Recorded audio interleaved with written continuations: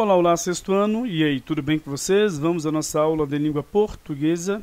Sou o professor Wesley e hoje nós vamos dar continuidade aos nossos estudos sobre verbos. Bom, gente, nós já aprendemos muitas e muitas situações importantes sobre o verbo e nós começamos a estudar então algumas classificações do verbo. Nós aprendemos então as classificações referentes então à regularidade ou irregularidade do verbo, ou seja, os verbos regulares e irregulares. Aprendemos que os verbos regulares são aqueles em que não há mudança tanto no radical quanto nas desinências quando você faz a conjugação verbal, né? Mantém-se então ali a base do verbo e também as suas desinências são usadas, né, de uma forma inalterada. Já os verbos irregulares você tem então uma mudança tanto no radical quanto também nas desinências, né? Bom, eu deixei um exercício para vocês então resolverem e agora nós vamos resolvê-los, tá bom? Temos aqui: classifique as formas verbais em destaque como verbos regulares ou irregulares. Para isso, conjugue os verbos no presente do indicativo e no pretérito perfeito do indicativo. Ou seja, para você entender se houve alguma mudança no radical ou nas desinências do verbo, você tem de conjugá-lo, né, ou conjugá-los, os verbos, no presente do indicativo e no pretérito perfeito. Na verdade, em dois tempos verbais para você observar se houve essa mudança, né? Geralmente, esses são os mais usados. Vamos lá. Você tem, a letra A, você tem de estudar muito para ter sucesso profissional e também aprimorar a arte do raciocínio. Eu vou apagar isso aqui porque nós vamos então aqui observar se o verbo ter, né? A forma verbal tem, vem do verbo ter, já conversamos sobre isso. A forma básica do verbo é aquela forma em que o verbo termina em ar, ir, ou seja, os verbos de primeira, segunda e terceira conjugação, mas na sua forma básica, não é? Bom, e para você então observar se trata de então um verbo que é regular ou irregular, você tem de conjugá-los, ou seja, observar se há mudança no radical ou nas desinências quando a forma verbal então não é destacada, ou seja, quando você tem aquele verbo que está conjugado, e aí recebe o nome de forma verbal. Então vamos lá para o pretérito presente no indicativo primeiro. Eu tenho, tu tens, certo? Ele tem. Nós temos, vós tendes e eles têm. E aí, gente, houve mudança? Olha, se você for observar, o T e o E e um som entre M e N é repetido em todos os verbos. Aí você poderia ficar em dúvida, porque o M ou N muitas vezes podem, né, diferenciar, né, ou seja, numa conjugação por causa da questão gramatical em si. Não que houve uma mudança fonética exagerada. Então, por esta, no caso aqui, conjugação, você poderia pensar, isso aqui é verbo transitivo, não, desculpem, é um verbo regular, né? Só uma situaçãozinha aqui, nós temos ele tem e eles têm. A mesma forma verbal. Então, o que temos de fazer então para diferenciar? O próprio nome diz, né? Diferenciar. Nós já estudamos em acentuação gráfica que este é o acento diferencial. Por quê? Porque uma monossílaba terminada em M não deve ser acentuada. Então, esse acento aqui é diferencial. Você usa para diferenciar a forma verbal da terceira pessoa do plural da terceira pessoa do singular. Tá bom? Então, dúvida, não é? Beleza, vamos conjugar no caso, no pretérito perfeito? Vamos lá então, pretérito perfeito.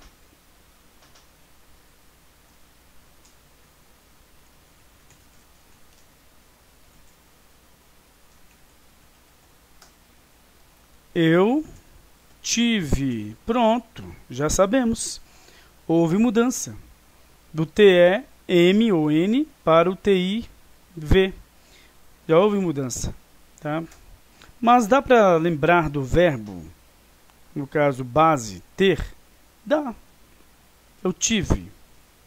Beleza. Tu tiveste. Ele teve. Nós tivemos. Vós tivestes. E eles tiveram. Então, se houve uma mudança, você consegue reconhecer que se trata ainda do verbo base, né, na sua forma básica. Então, este verbo é verbo irregular. O verbo ter é irregular. Pronto. Agora nós temos aqui a B. Nós vamos analisar o verbo que está em destaque. Você tende a estudar muito para ter sucesso profissional e, também, aprimorar a arte do raciocínio. É o verbo aprimorar. Vamos então ver.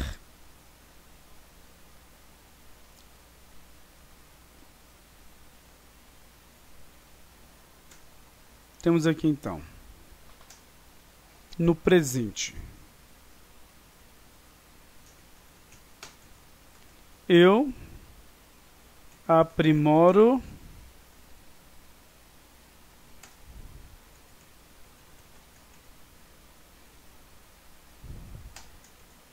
tu aprimoras. Ele aprimora. Nós aprimoramos. Vós aprimorais. E eles aprimoram. Beleza? Então temos aqui o presente do indicativo. Nós temos aqui até o MO, não há mudança, não é? E se preservou em todos. Então você, até agora, nota que este verbo é regular. E as desinências também se mantiveram imutáveis, ou seja, não tiveram mudança, tá, de uma para outra. Das desinências normais do presente, por exemplo. Logicamente que o presente só tem desinências número pessoais. Mas vamos ao pretérito perfeito.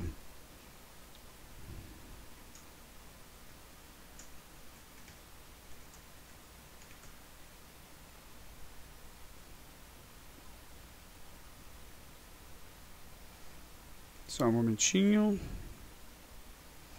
Tá aqui. Então, pretérito perfeito. Eu aprimorei, tu aprimoraste, ele aprimorou.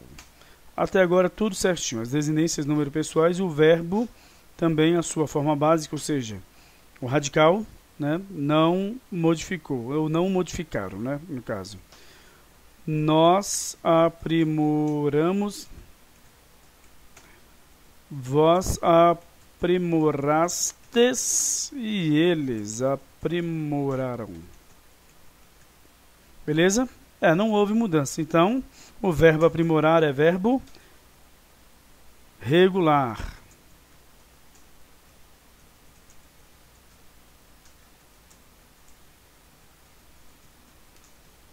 Entenderam, gente? Então, esta é a diferença entre o verbo, no caso, regular e irregular.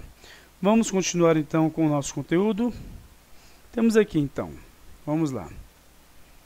Tanto de coisa que nós já vimos, apesar de que já estudamos no caso, o conteúdo no livro didático. Tá aqui, agora vamos dar continuidade nos verbos defectivos. Estudamos os regulares e os irregulares, agora os defectivos. Bom, os verbos defectivos, como o próprio nome diz, são aqueles verbos que apresentam problemas na conjugação. Tá? Muitas vezes eles não apresentam conjugação completa. Por exemplo, os impessoais são os verbos que não têm sujeito. Normalmente são usados na terceira pessoa do singular. Ou seja, na verdade eles nem são conjugados. Só se usa na terceira pessoa do singular. Quais são os casos mais conhecidos? e que podem cair na prova. O verbo haver, quando sinônimo de existir, de acontecer, realizar-se ou fazer, tá? Em orações temporais. Por exemplo, havia poucos ingressos à venda, ou existiam. Então, havia poucos ingressos à venda. Nós temos um verbo haver com o sentido de existir. Então, ele sempre fica na terceira pessoa do singular. Você não pode dizer haviam poucos ingressos à venda, porque não tem sujeito. Se não tem sujeito, como é que você vai concordar com um sujeito que não existe? Certo? A regra é, não tem sujeito, você deixa na terceira pessoa do singular. Certinho? Beleza, deixei de fumar há anos. Não, desculpem, pulei. Houve 2 guerras mundiais. Então, houve na terceira pessoa do singular. Por quê? Porque estas 2 guerras mundiais é o complemento do verbo, não é o sujeito. Então, o sujeito, o verbo, não concorda com o complemento dele, sim com o sujeito. Não há sujeito, coloca o verbo na terceira pessoa do singular. Tá bom? Mas aqui está o verbo haver com o sentido de acontecer. Olha só. Agora haverá reuniões aqui, ou realizar-se-ão reuniões aqui. Então, o verbo haver no sentido de realizar. Também o verbo impessoal, tá? Que não tem sujeito, então. Sempre na terceira pessoa do singular. Haverá reuniões, apesar de reuniões estar no plural, aqui tem que estar na terceira pessoa do singular. Por quê? Porque o verbo não concorda com o seu objeto, no seu complemento. Tá? Ele não tem sujeito, terceira pessoa do singular. É, então, a ordem em si. Beleza? Deixei de fumar há anos. Faz muitos anos. Há muitos anos, né? Deixei de fumar faz muitos anos ou deixei de fumar há muitos anos. Indicando, então, fazer e indicando tempo. O verbo haver também é impessoal. E ele vai, então, estar somente na terceira pessoa do singular. Tá bom? Agora, também são verbos impessoais o verbo fazer, o verbo ser e o verbo estar indicando tempo. Por exemplo, faz invernos rigorosos no sul do Brasil. Você não pode dizer faz invernos, porque não tem sujeito aqui. Quem é que faz os invernos? Não é isso, não é essa a intenção. Certo? E aqui é o objeto direto. O verbo não tem que concordar com o complemento verbal, com aquele enunciado, aquela palavra que completa o verbo. Certo? Era primavera quando eu a conheci. Da mesma forma que não há sujeito, terceira pessoa do singular, terceira pessoa do singular. Estava frio naquele dia. Quem é que estava frio naquele dia? Não tem sujeito, terceira pessoa do singular. Então, além do verbo haver, no sentido de existir, acontecer, realizar-se ou fazer, indicando tempo, então, também os verbos fazer, ser e estar, indicando tempo, são verbos impessoais. E além destes, também nós temos os verbos que indicam fenômenos da natureza, tá? Também são verbos impessoais que sempre vão ficar na terceira pessoa do singular, a não ser que haja, por exemplo, uma linguagem figurada, tá? Chover, ventar, nevar, gear, trovejar, amanhecer, escurecer, todos estes verbos, então, são verbos impessoais que devem ficar sempre na terceira pessoa do singular, porque não tem sujeito, beleza? Ó, amanheci mal-humorado. Eu amanheci. Vem do verbo amanhecer. Só que está sendo usado em sentido figurado. Aí você pode até fazer a concordância. Mas ninguém amanhece em si. Tá? Se não for no sentido figurado, o verbo sempre tem de estar na terceira pessoa do singular, porque é um verbo que denota fenômeno da natureza. Certinho? Ou fenômeno meteorológico, né? Qualquer verbo impessoal empregado em sentido figurado deixa de ser impessoal e passa a ser pessoal. Tá? Por exemplo, amanheci mal-humorado, choveram candidatos ao cargo, fiz 15 anos ontem, eu fiz, tá? E assim por diante. Ainda também são verbos que são impessoais. O verbo passar, seguido de preposição, indicando o tempo, já passa das 6. Os verbos bastar e chegar, seguido da preposição de, indicando suficiência. Basta de tolices, chega de blasfêmias. Os verbos estar e ficar em orações tais como está bem, está muito bem assim, não fique bem, fique mal, aliás, fica mal, né? Não fica bem, não fica mal. sem referência a sujeito expresso anteriormente, ou seja, esses verbos não têm sujeito, então, na terceira pessoa do singular. Podemos ainda, nesse caso, classificar o sujeito como hipotético, tornando-se tais verbos, então, pessoais. Beleza. Agora, por exemplo, aqui temos outra situação, que é o verbo dar, né? Desculpem. O verbo dar, a forma verbal deu, mais a preposição para. É uma linguagem popular, equivalente a ser possível. Por exemplo, ó, não deu para chegar mais cedo, ou seja, não foi possível. Dá para me arrumar uns trocados? Então, também vai ficar na terceira pessoa do singular, porque não tem sujeito a que se refira, né? Beleza? Além disso, além dos verbos, então, impessoais, e quais são os verbos impessoais? Gente, são os verbos, então, observem, o verbo haver, indicando os sentidos de existir, acontecer, realizar-se ou fazer, indicando tempo. Também os verbos que indicam fenômenos da natureza, fenômenos meteorológicos, certo? Também os verbos fazer, ser e estar, né? Indicando tempo, né? Meteorológico, assim por diante, né? Ou seja, indicando tempo aqui. E aí nós temos os exemplos aqui, né? E todos esses verbos que acabamos de ver, né? Os verbos fenômenos da natureza, né? Chover, ventar, nevar e assim por diante. E estes últimos aqui que são exceções, o verbo passar, seguido de preposição, bastar e chegar, indicando suficiência, tá? Acompanhados da preposição de. Expressões com os verbos estar e ficar, como está bem, está muito bem, não fica bem, fica mal, tá? E o verbo dar, né? Mais a preposição para. Então, deu para, né? Por exemplo, não deu para chegar mais cedo. Beleza? Agora vamos para os verbos unipessoais. São aqueles que, mesmo que tenham sujeito, eles vão ser conjugados somente nas terceiras pessoas, tanto do singular quanto do plural. Por quê? Porque geralmente eles se referem às vozes dos animais, aos, no caso, sons que eles produzem. Tá? Por exemplo, bramar para o tigre. Então, o tigre bramou, os tigres bramaram. Só nas terceiras pessoas, a do singular e a do plural, né? Esses verbos são conjugados para, logicamente, concordar com o número de seres, de animais, que, no caso, emitem esses sons.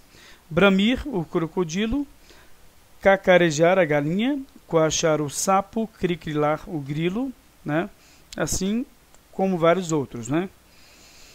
Bom, mas os unipessoais também não são somente as vozes dos animais. Também é um verbo cumprir, importar, convir, doer, aprazer, parecer, ser, tá? Observe, nessas, no caso, situações aqui, ó, cumpre trabalharmos bastante. Parece que vai chover. É preciso que chova. Geralmente quando tem esse quezinho aqui, gente, tá? Vocês estão no 6º ano, isso aqui é uma oração subordinada. Vocês ainda não sabem exatamente o que é isso. Mas não vou exigir isso aqui na prova, tá bom? Beleza, então os verbos fazer e ir em orações que dão ideia de tempo, seguidos da conjunção que. Ó, faz 10 anos que deixei de fumar. Certo? Vai para 10 anos que não vejo Cláudia. Tá aí. Todos os sujeitos apontados são oracionais. Deixa isso para lá por enquanto, não vou exigir também na prova, tá? Então nós vemos os verbos impessoais e os verbos unipessoais. O que é mais importante vocês memorizarem? Que eles se tratam, os unipessoais, das vozes de animais. E que eles são conjugados na terceira pessoa do singular e na terceira pessoa do plural. Beleza? E agora nós temos aqui os verbos pessoais. Beleza? Os verbos pessoais são aqueles que, logicamente, se referem a pessoas, né? O verbo se refere ao que pessoas fizeram, ações ou estados, tá? E por questões morfológicas ou eufônicas, como assim? De som, bom som e um som ruim, você muitas vezes não vai conjugar algumas pessoas, tá? Em determinados tempos de alguns verbos. Por exemplo, o verbo falir. Ele não é conjugado, então, na primeira, segunda e terceira pessoas do, no caso, singular, do presente e do indicativo, tá? Ele só é conjugado na primeira e segunda pessoa pessoas do plural, tá bom? Do presente do indicativo, então, certo?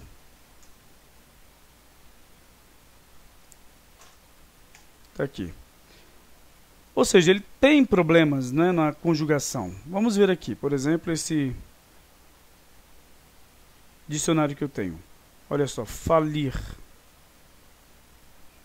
Conjugador de verbo. Tá aqui, ó, só a primeira e a segunda pessoas do plural. Você não pode dizer eu falo, porque aí vai ter uma coincidência com o verbo falar. Tá? Tu fales. Não dá, é o verbo falar. Tá? O verbo computar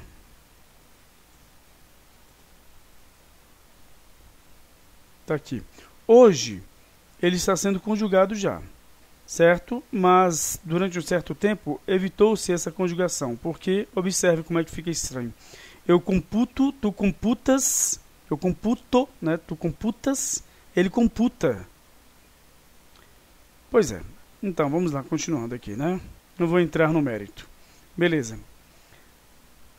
Há vários outros verbos que são, então, os verbos, né, que não são conjugados em todas as pessoas. São exemplos de verbos que não são conjugados em todas as pessoas por causa da pronúncia, que pode ficar ruim ou haver coincidência com outros verbos. O verbo explodir, eu explodo. Como é que é isso? Tá? O verbo ruir, eu roo. Eu ruo. Que é isso? Não dá. O verbo demolir, eu demolo. Certo? O verbo, por exemplo, doer, eu dou. Não dá, não é? O verbo, deixa-me ver aqui, feder, tá? O verbo extorquir. Vamos ver um verbo aqui, colorir. Olha só, verbo colorir.